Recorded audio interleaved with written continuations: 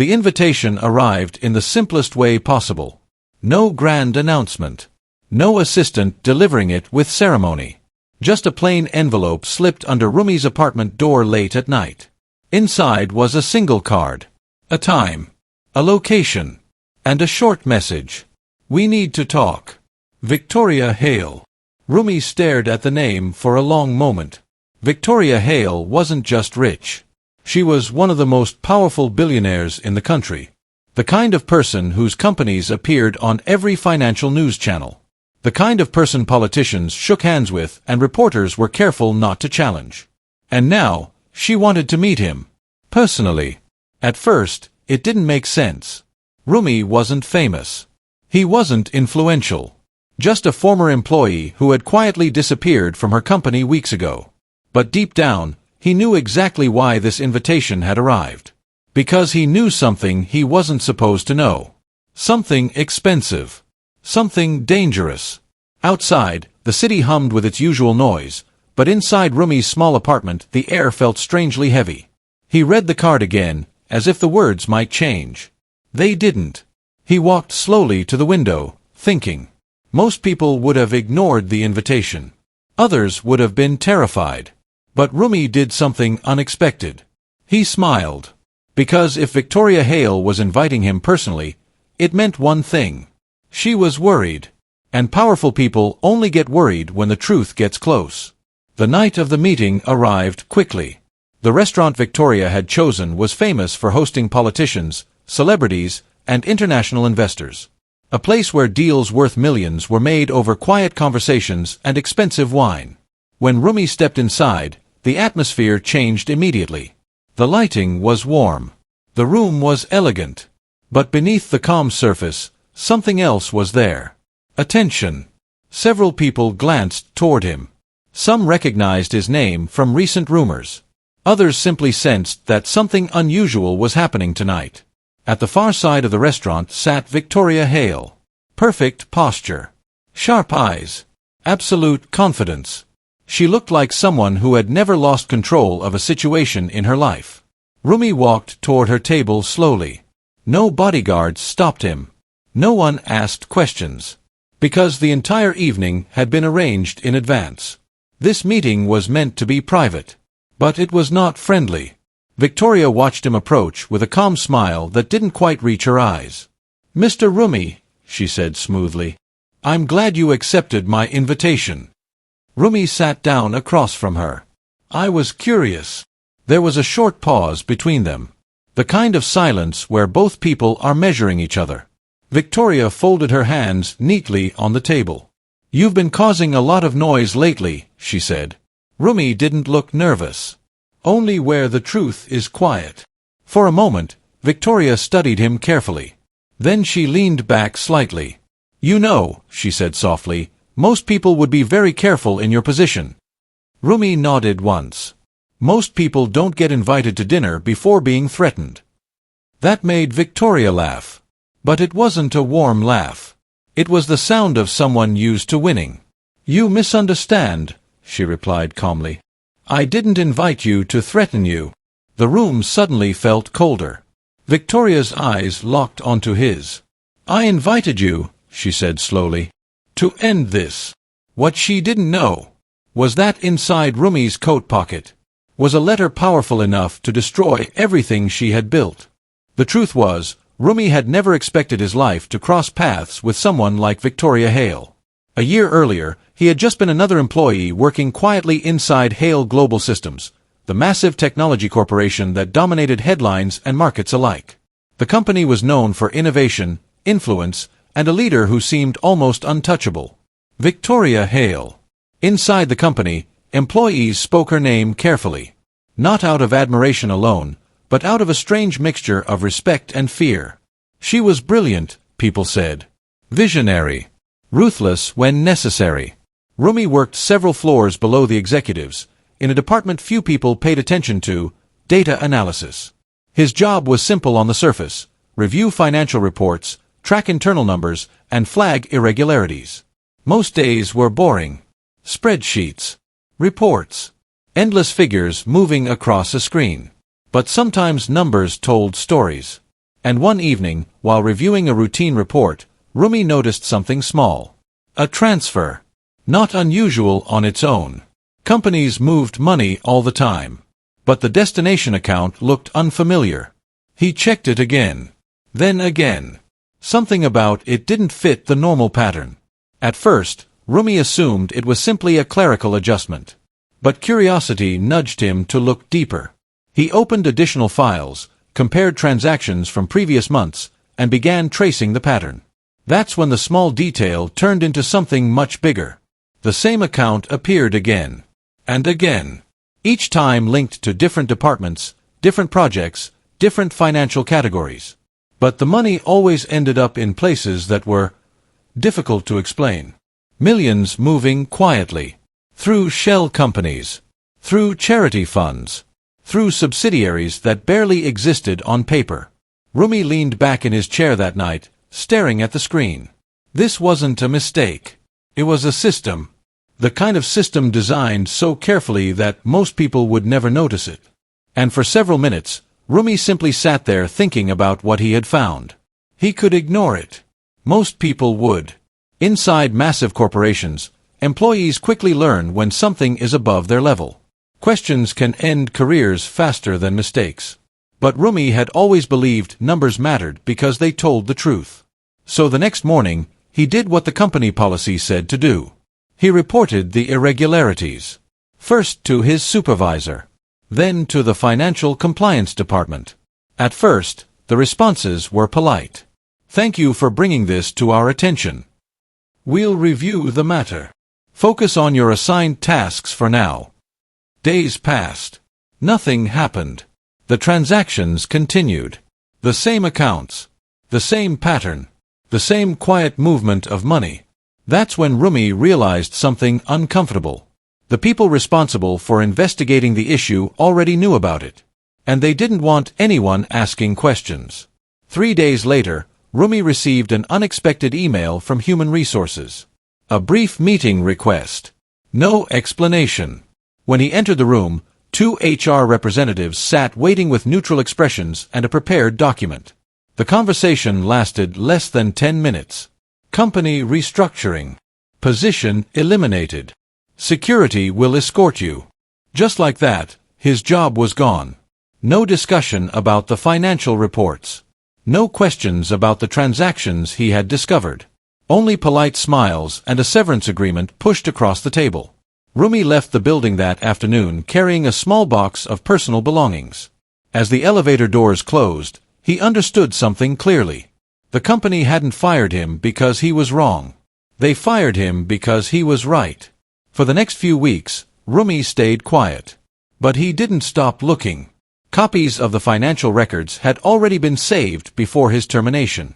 At home, he spent night after night organizing documents, tracing accounts, connecting companies. Piece by piece, the picture became clearer. And the clearer it became, the more dangerous it looked. Because the system behind those transactions was too large to exist without approval from the very top. Which meant only one person could truly explain it. Victoria Hale. And now, weeks later, the most powerful woman in the company had invited him to dinner. That invitation wasn't a coincidence. It was a message. She knew he had discovered something. What she didn't know yet was that Roumie had come to the meeting prepared. And the letter resting inside his coat pocket might be the one thing she couldn't control. The restaurant had been carefully chosen. Everything about it whispered exclusivity. Soft golden lighting reflected off polished marble floors. Quiet music floated through the air. Conversations were low and controlled, the kind that happened when money and influence shared the same table. But tonight, something about the atmosphere felt different. Tense. Roumie noticed it immediately. Several men in dark suits stood near the entrances pretending to be ordinary guests. The waiters moved with unusual caution. Even the manager seemed to glance toward Victoria Hale's table more often than necessary. This wasn't just dinner. It was controlled territory. Victoria Hale lifted her glass slowly, studying Roumie over the rim before taking a small sip. "You've been busy lately," she said calmly. Her voice was smooth, confident, the voice of someone used to speaking and being obeyed. Roumie met her gaze without hesitation. "I've been curious." Victoria smiled faintly, though her eyes remained sharp. Curiosity can be a dangerous habit. There was a pause while a waiter arrived to place menus on the table. Neither of them opened theirs. The waiter quickly sensed the tension and stepped away. Victoria folded her hands together. "You worked for my company," she said. "You had a stable job, a good salary, a future." Roumie tilted his head slightly. "Is that what you call it?" Victoria ignored the remark. "And then suddenly," she continued, "you start digging through financial records that don't concern your department." Roumie leaned back in his chair. Numbers concern everyone when they stop making sense. A quiet silence settled between them. Around the restaurant, a few nearby tables had begun paying attention. Not obviously, but enough to notice the tension. Victoria watched him carefully. "You must understand something," she said. "Companies like mine operate on a scale most people can't comprehend. Millions move every day. Sometimes transactions look unusual to people who don't see the full picture." Roumie nodded slowly. "That would be a reasonable explanation." "And yet," Victoria said, leaning forward slightly, "you chose to make copies of internal records before leaving the company." For the first time, the conversation had shifted. She wasn't guessing. She knew. Roumie didn't react immediately. Instead, he glanced briefly around the restaurant. Security near the entrance. 2 more men near the bar. The exits carefully watched. Then he looked back at Victoria. "So that's why you invited me." Victoria's expression remained calm. "I invited you because misunderstandings should be resolved privately." Roumie gave a small smile. "And firing me was part of that resolution?" "That," she replied smoothly, "was a personnel decision." The way she said it made the words feel meaningless. A waiter returned to ask about drinks. Victoria ordered without looking at the menu. Roumie asked for water. When the waiter left again, Victoria lowered her voice slightly. "You're intelligent," she said. "That's why I find this situation unfortunate." Roumie raised an eyebrow. "Unfortunate for who?" Victoria didn't answer immediately. Instead, she watched him with the careful patience of someone studying an opponent. "You've placed yourself in a difficult position," she said quietly. "How so?" "You're alone." Her eyes moved briefly around the room. No company. No lawyers. No protection. The implication was clear. Roumie followed her glance, noticing the security again. Then he returned his attention to her. "You seem very confident tonight." Victoria smiled again. "Confidence comes from experience. And from knowing exactly how a situation will end." Roumie rested his hands calmly on the table. "That's interesting." "Why?" "Because I was just thinking the same thing." For the first time, Victoria's expression changed slightly. Only a fraction. But enough to show she hadn't expected that response. The air between them grew heavier. 2 people sitting across from each other. Both pretending the evening was still polite. Both knowing it wasn't. Victoria finally spoke again. "Let's stop pretending this is a friendly dinner." Roumie nodded. "That would save time." She leaned forward slightly, her voice lowering. "You found something in those records." "Yes." "And now you think it gives you power." Roumie considered the statement. Then he replied calmly, "I think it gives me the truth." Victoria's smile returned, but this time it looked colder. "Truth," she said softly, "is a very flexible thing." Roumie held her gaze. "Not when it's written down." And for the first time since the dinner began, Victoria Hale started to wonder just how much he actually knew. For several seconds after Roumie spoke, neither of them moved. The quiet music of the restaurant continued, but the table between them felt like the center of the entire room. Victoria Hale slowly leaned back in her chair. Her face relaxed again, the brief crack in her confidence disappearing as quickly as it had come. "You know," she said calmly, "this situation doesn't have to become unpleasant." Roumie didn't reply. A waiter arrived with her drink and placed it gently on the table. Victoria thanked him with a polite smile, the kind of public charm that had helped build her reputation. But the moment the waiter left, That warmth disappeared again. Victoria picked up a thin leather folder resting beside her plate. She placed it on the table and pushed it toward Roumie. "Before we continue," she said, "I want you to look at something." Roumie glanced down at the folder but didn't touch it yet. Victoria rested her arms on the table. "Inside that folder is a contract," she explained. "A very generous one." Now Roumie opened it. Inside were neatly printed pages. Legal language. Signatures prepared in advance. And a number at the bottom that made it clear just how serious she was. More money than Roumie had ever seen offered in his life. Victoria watched his reaction carefully. "You signed that," she continued, "and tonight becomes nothing more than an uncomfortable misunderstanding."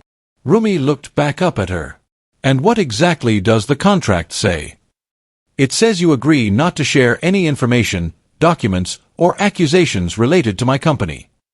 In exchange," she added smoothly, "you walk away very comfortable." Roumie closed the folder slowly. "So this is a settlement." Victoria smiled faintly. "If you prefer that word." Roumie tapped the folder once with his finger. "You must think I'm very easy to buy." Victoria shrugged slightly. "Everyone has a number. And if they don't," she added, "they usually discover one." Roumie studied her for a moment. "You planned this meeting carefully." "Of course." "You chose the place." "Yes." "You arranged security." "Standard precaution." "And you prepared a contract before I even arrived." Victoria lifted her glass and took another slow sip. "I like efficiency." The silence returned again. But this time it felt heavier. Roumie looked down at the folder once more. Then he pushed it gently back across the table. Victoria didn't pick it up. "Not interested?" she asked. Roumie shook his head. "You're misunderstanding something." Victoria's eyes narrowed slightly. "Am I?" "Yes." "You think I came here to negotiate." "And you didn't?" she asked. Roumie reached calmly inside his coat pocket. For the first time that evening, Victoria's attention sharpened completely. He removed a sealed envelope, plain, unmarked, and placed it on the table between them. Victoria stared at it. "What is that?" Roumie rested his hand lightly on top of the envelope. "A precaution," he said. Victoria let out a quiet laugh. "You brought paperwork to threaten me?" Roumie didn't react to the sarcasm. Instead, he slid the envelope slightly closer to her side of the table. "You invited me into a trap," he said calmly. Victoria's smile slowly faded. Roumie's voice remained steady. "But the problem with traps," he paused just long enough for the tension to grow, "is that sometimes you're not the one controlling them." For the first time that night, Victoria Hale didn't speak immediately. Her eyes remained fixed on the envelope resting between them. Simple. Ordinary. But suddenly it felt like the most important object in the room. Victoria leaned forward slightly. "What exactly is in that envelope?" she asked. Roumie didn't rush his answer. "A letter." Victoria's lips curved into a faint smile again, though it looked forced now. "You came here with a letter," she said. Roumie nodded. "Yes." There was a pause. Around them, quiet conversations in the restaurant continued, but a few nearby tables had clearly started paying attention. Something about the tension was impossible to ignore. Victoria tapped her finger lightly against the table. "You're not seriously expecting me to be intimidated by stationery." Roumie calmly slid the envelope a little closer toward her. "It's not for you." That answer made her stop. "What does that mean?" she asked. Roumie spoke clearly. "If I walk out of this restaurant tonight without any problems, that envelope leaves with me." Victoria's eyes narrowed. "And if you don't?" Roumie held her gaze. "Then it gets delivered tomorrow morning." The words landed heavily between them. "To who?" she asked quietly. Roumie's voice didn't change. "To several investigative journalists. And 2 federal agencies already interested in your financial network." For a moment, the billionaire's confident mask cracked. Only slightly. But Roumie noticed. "You're bluffing," she said. "Am I?" Victoria leaned closer across the table. You think a few documents scare me? Roumie tilted his head. No. What scares you is exposure. Silence. Victoria studied him carefully now, trying to read whether this was confidence or desperation. What exactly do you think you have? She asked. Roumie rested both hands calmly on the table. Transaction records. Shell companies connected to charity fronts. Accounts routed through 3 countries. And authorization signatures connected to your executive office. Each sentence made Victoria's expression tighten just a little more. You're playing a dangerous game, she said softly. Roumie shook his head. No. I'm protecting myself. Victoria glanced briefly around the restaurant again.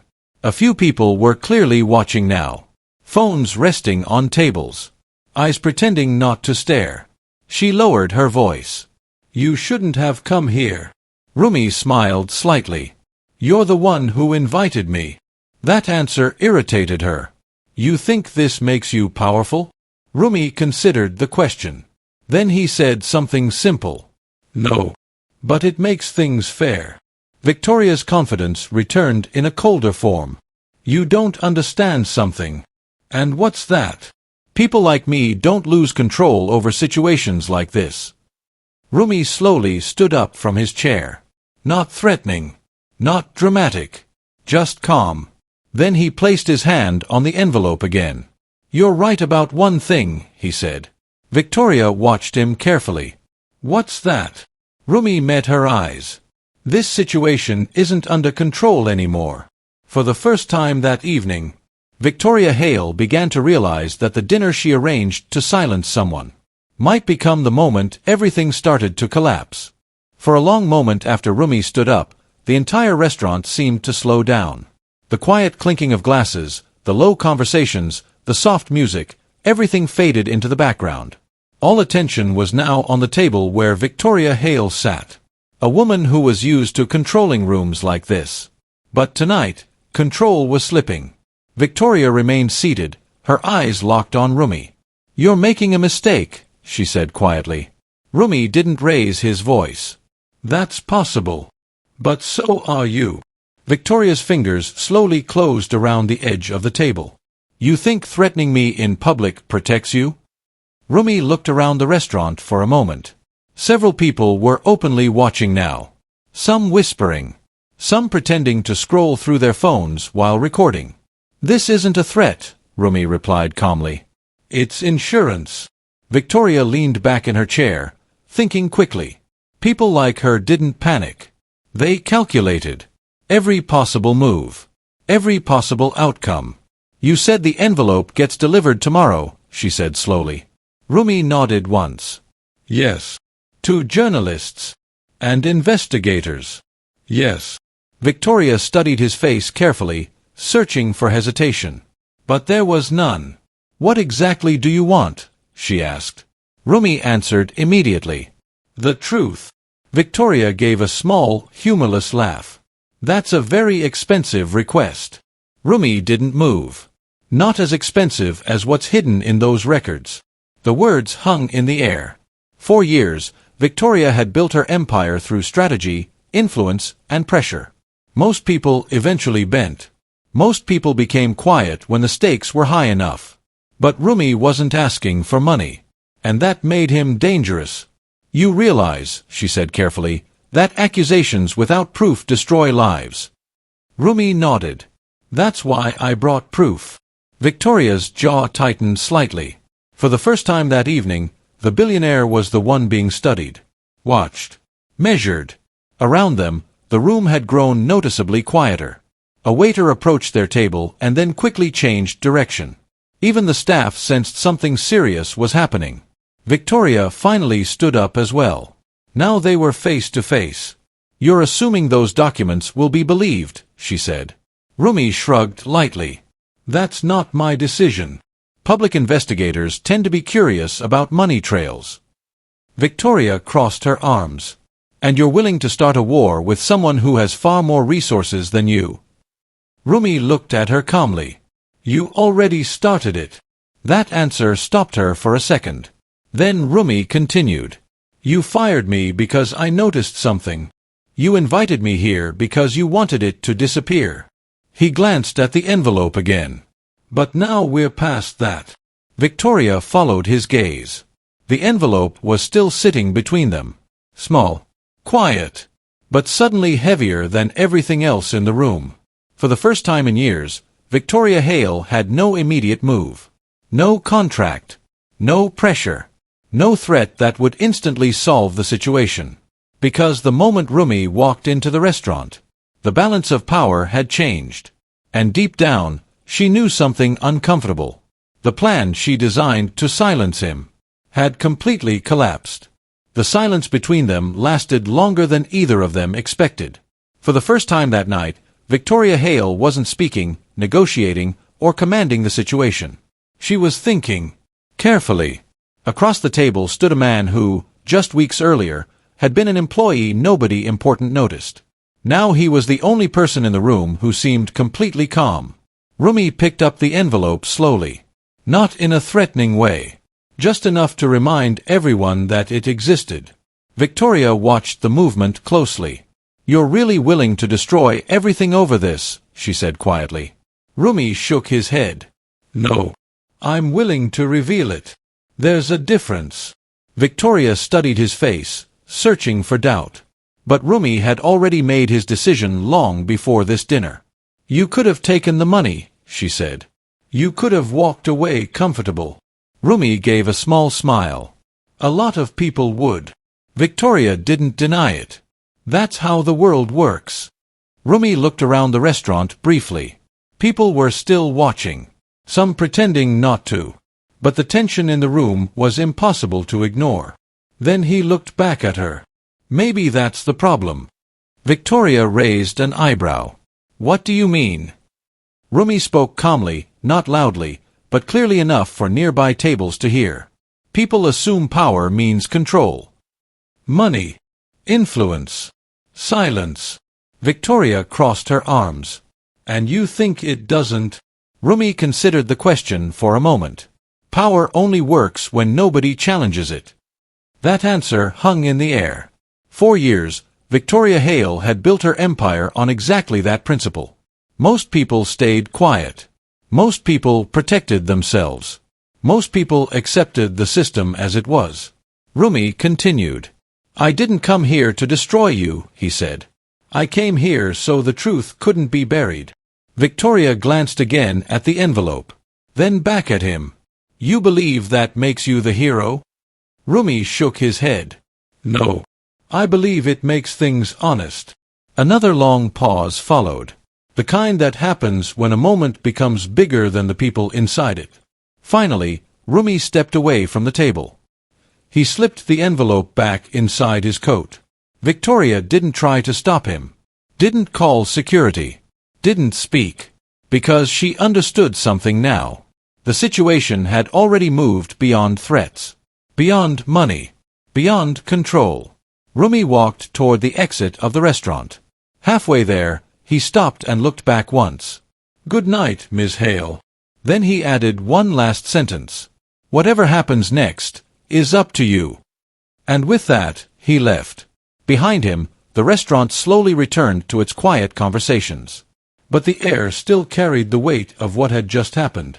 Because sometimes the loudest victories aren't shouted. They happen quietly. When someone refuses to be silenced. Respect shouldn't depend on power.